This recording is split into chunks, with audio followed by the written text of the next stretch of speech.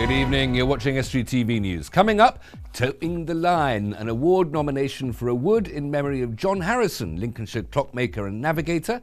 The sap is rising, we look at Yorkshire Passion and how to enhance customer care. And I'll be talking to Nina Stobart and Stephen Bennett about eating out and fish and chips.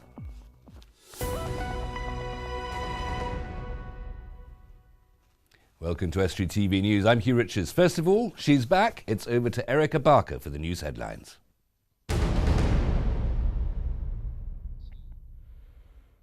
Hello, in the news today, a unique partnership has been forged between Hull UK City of Culture 2017 and Aarhus in Denmark, which is the European Capital of Culture in the same year. The collaboration will see the two cultural capitals working alongside each other on programmes and events. With 1 in 5 people in the UK not in employment, education or training, Navigo Health and Social Care Partnership tell us they're working to reverse this trend, recently offering a group of North East Lincolnshire job seekers the opportunity to complete a 4-week course in conjunction with the Prince's Trust. Well, Joe Wilkinson took a course in psychology after completing his degree and feels it improved his chances of getting a step on the career ladder. It's shown me loads of the different side to it all. The degree was a psychology course. It's more focused on the science of why, how you treat and that sort of thing with drugs. But this is all about look at the person, help the person, talk to them. So it's just taught me really to concentrate on the person more than the symptoms and the drugs and see how you can fix that. Because a happier person is more likely to recover than someone who feels not listened to. Motorists in Hull travelling into the city centre could face delays as road repair works are to get underway, affecting one of the busiest routes. From next Monday, road closures will be in place, with Hawthorne Avenue and Anlaby Road Junction affected. Traffic will be diverted for 3 weeks. And a former X Factor finalist is set to perform in Hull. Jonathan Ansell was part of the 4-piece group G4. They finished as runners-up on the talent show in 2004. Jonathan is hosting a concert at the city's Holy Trinity Church in May, with proceeds going to Hull charity CASE, which helps adults with learning difficulties. I love supporting charities across the board. I'm an ambassador for breast cancer care and I've done some amazing support for them, but I like to also incorporate, having moved to West Yorkshire, not a million miles away, recently with my family, I like to support local charities as well, and CASE approached me to be part of this and I'm delighted to be helping to support them. And finally, it has been a big year and big wins for a Lincolnshire-based estate agent. Piggott & Crone has picked up an international gong after successfully winning 7 major industry awards last year, beating competition from around the UK. That's all for now. Goodbye.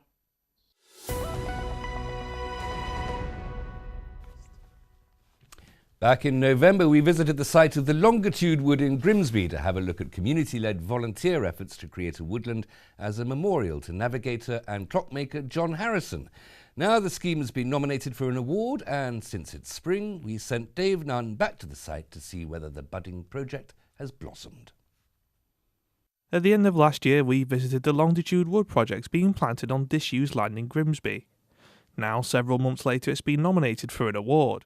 Yeah, we're really excited about this. It's an opportunity to celebrate the community effort and all those that have been involved with the Lincolnshire Wildlife Community Environmental Award.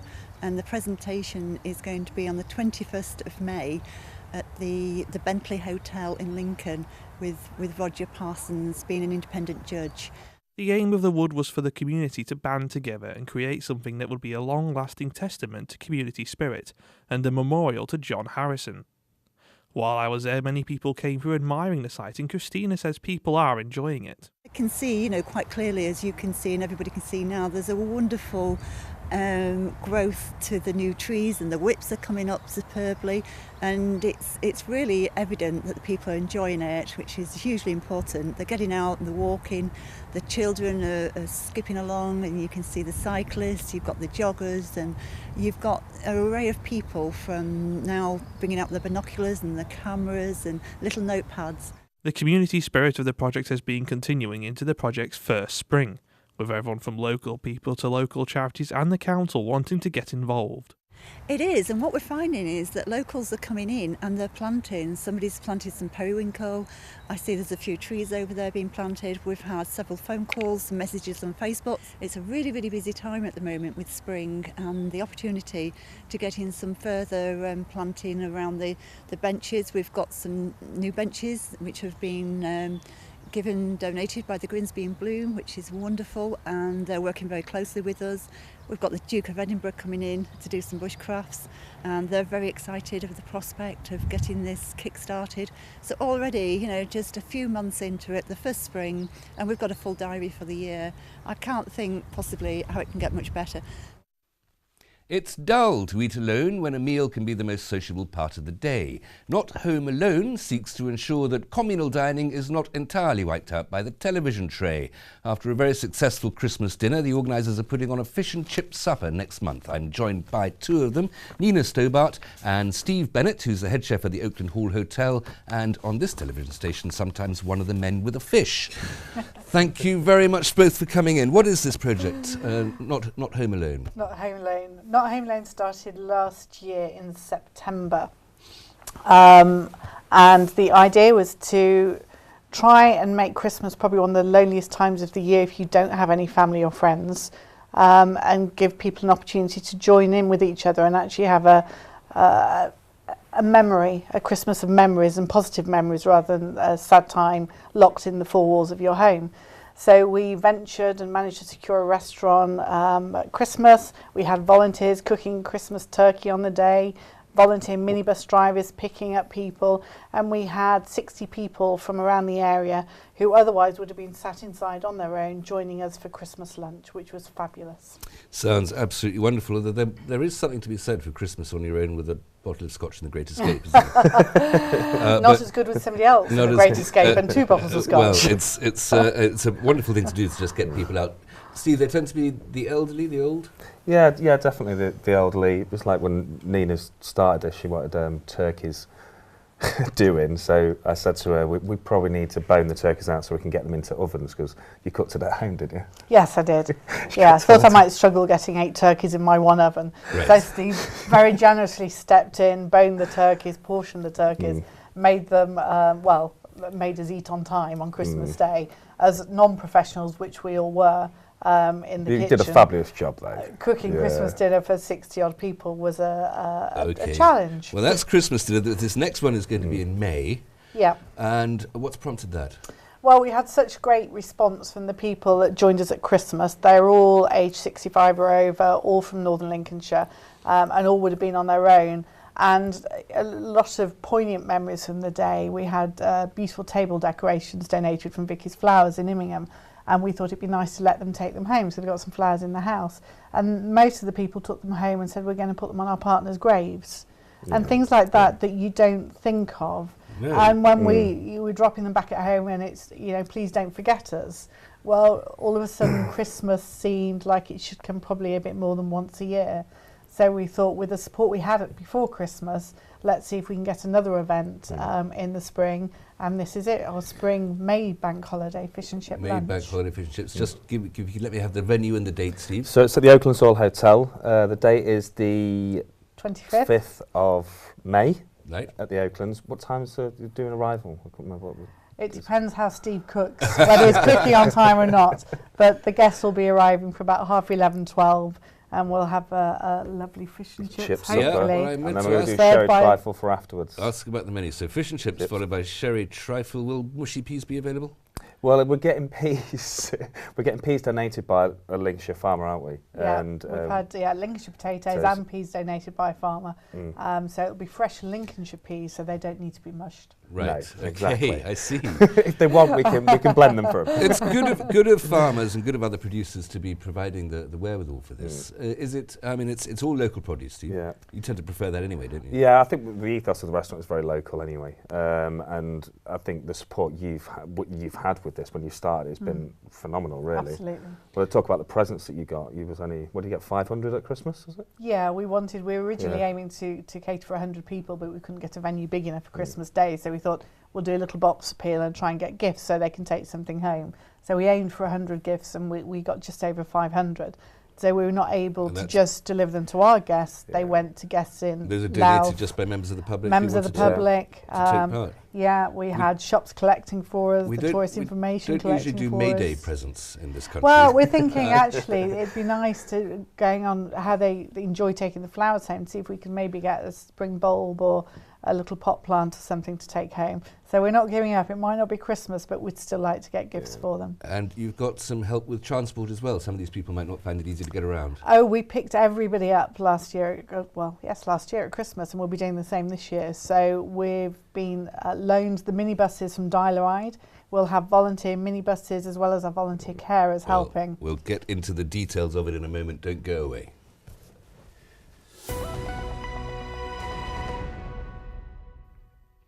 Hull is increasingly under the spotlight in Europe. From the Tour de Yorkshire to the City of Culture, the focus has moved to customer service and making sure that visitors feel as welcome as possible. Yorkshire Passion, a free half-day training programme, was run in the city this week and run sporadically during the year. It enables people to understand the best of the area and to provide the best possible customer service. Richard Morris decided it was time to brush up on his people skills. This is our video about Hull and East Yorkshire. We're making it for a school project because we're fed up of all the negative publicity the region gets, and we're going to send it to all those people out there who think there's nothing to do. Rather than the usual talks given by teachers telling people how to do things, Yorkshire Passion employs a rather different method of teaching, involving live theatre and videos like this. Karen Betts, the organiser of the half-day course, explains more.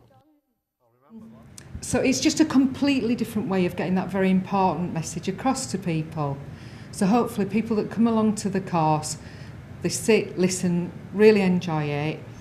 An added element of the course is that people go away as ambassadors for the region. So we provide them with information that they can use and give their visitors and support afterwards. Visit Hull and East Yorkshire approached John Godber, who was a very prevalent writer in Hull and ran Hull Truck, and wanted to give a different twist on presenting customer service, not just a dry DVD. They wanted something that was live and that would actually engage people. And so he wrote a piece which then has developed over the years and ended up a much bigger project than we originally thought it was going to be, actually. Professor John Lennon, who's in charge of the education side, explains why this afternoon training is so important. Well, the whole theme is service quality, and what you're trying to do is get across a lot of quite complex concepts in an entertaining and a thought-provoking way. So deliberately, we've used theatre predominantly to stimulate interest and to drive their thinking. So with two small playlets designed by John Godber, we're able to look at contrast in a visitor experience. So whether it's a shop assistant working in a newsagent, or whether it's a member of hotel staff on a reception desk, everyone contributes to that visitor experience and can make or break the reputation of the destination. More eagle-eyed editing now on the streets, where we ask you to spot the mistake.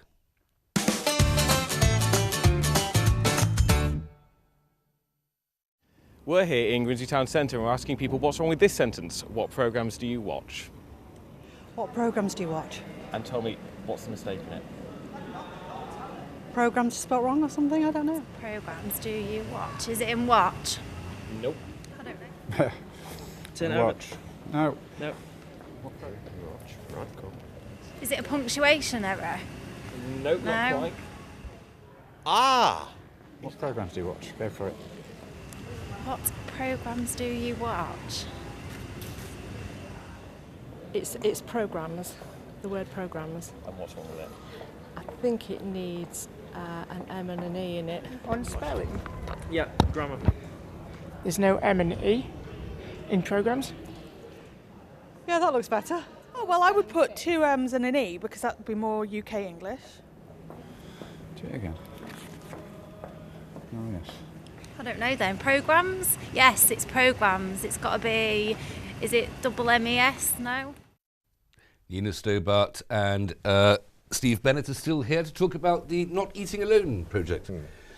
You had 60, Steve, for the Christmas do. Yeah. May Day, how many are you expecting? We're hoping 100, just I think more transport, I think, the issue, I think, biggest issue. And that's, is that a big project? I guess 100 people, that's just everyday yeah, it pretty much is, to be fair.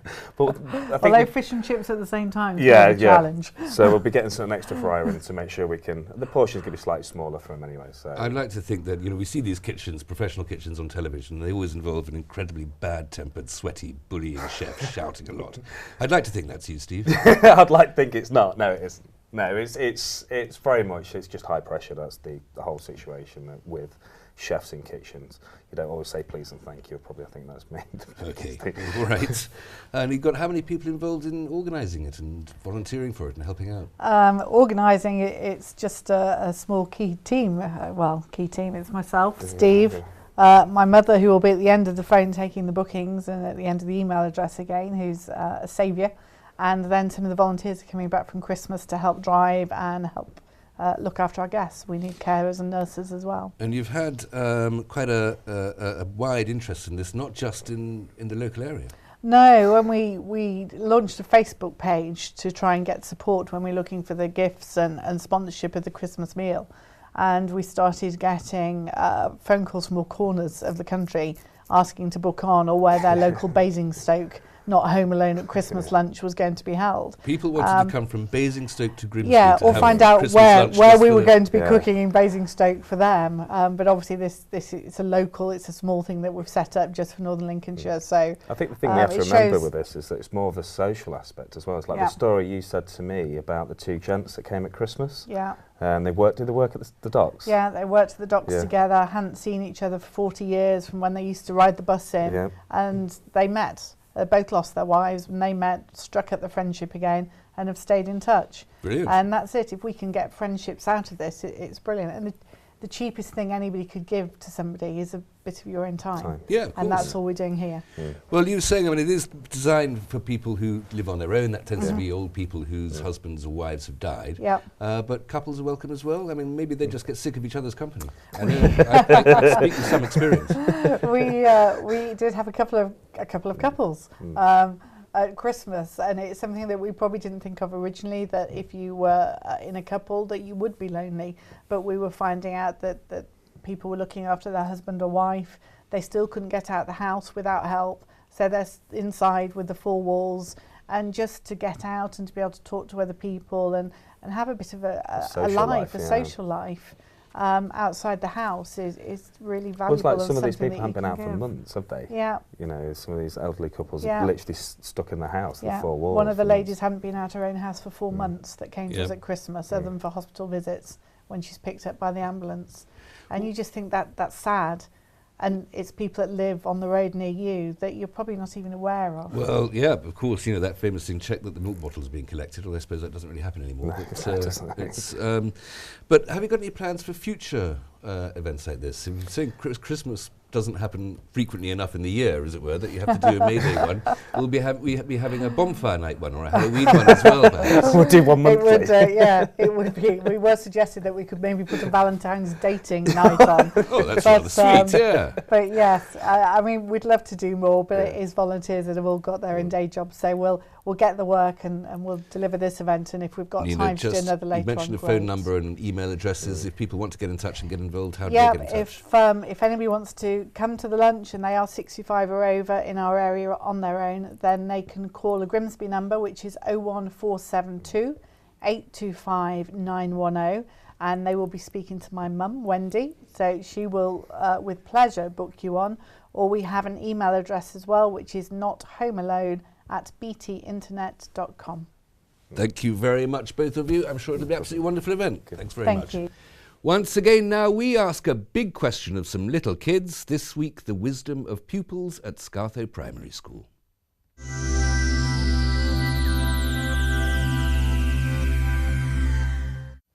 We are the stars of Scartho Junior Academy. This week's question is, why should people vote in the general election? I think people should vote because they've got their own opinion and it's their choice who they want to be like the Prime Minister. So they should, They should participate in the election. People should vote in the general election because they can choose who they think will make this country a better place to live in and a better place in general. Furthermore, people have fought for this right for a very long time. For example, women have died to try and get the vote to vote. I think people should vote in the general election because by voting they have the chance to change things, and if they don't, then they really shouldn't complain about what is going on. I think people should vote in the general election because it's our duty to help the government and for what we want in the future. If everyone votes, then we get a better idea of what everyone wants, not just old people or just young people. People should vote so they can have their say, and if anything goes wrong, the public can't moan because they chose the Prime Minister. Also, it gives people a choice of who they think deserves their votes. I think people should vote in the general election because it's a chance to have a say in your future and what you want to happen. And now here's all the sports news with Dan Kemp.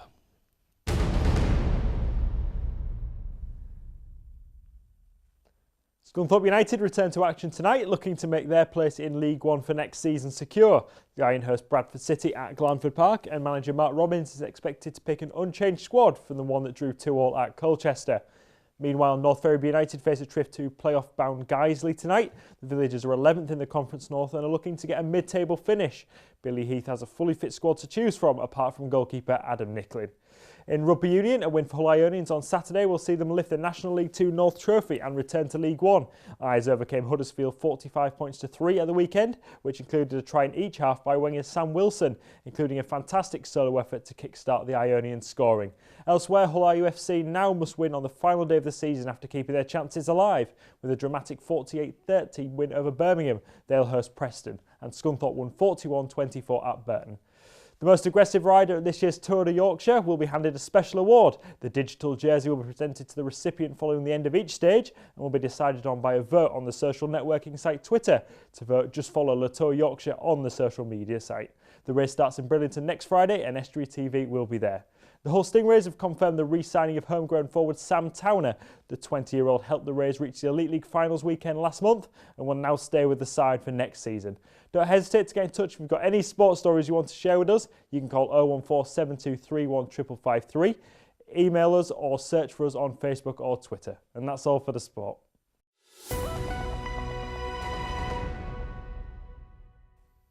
That's all we have time for. Get in touch, please. Contacts on the screen. Until tomorrow, good evening.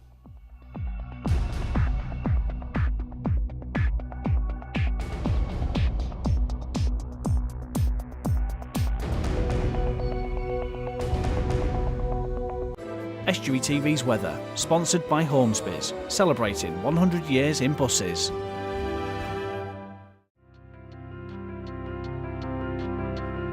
Hello and welcome to Estuary TV's weather.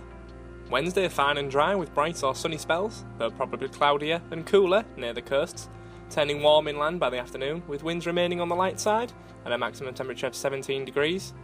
Thursday fine and dry with bright or sunny spells.